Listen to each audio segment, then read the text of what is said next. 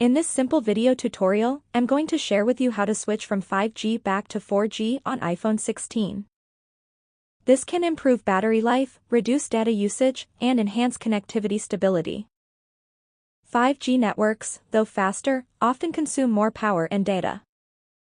By switching to 4G, you may enjoy a more reliable connection and prolonged battery life, making it a practical choice for those prioritizing efficiency over speed in daily use.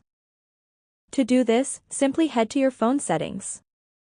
On the settings page, select on Mobile Services. You will want to head to Mobile Data Options. Now on Voice and Data, select on 4G.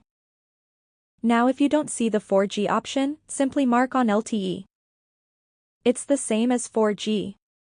In areas with inconsistent 5G coverage, your phone might frequently switch between 5G and 4G, which can lead to minor connectivity drops and increased battery drain. So leaving it on 4G or LTE is a better option. That's how easy it is to switch from 5 to 4G network on iPhone 16. If you have any questions, just let me know in the comments section down below. Please don't forget to leave a like, share and subscribe for more video tutorials like this one.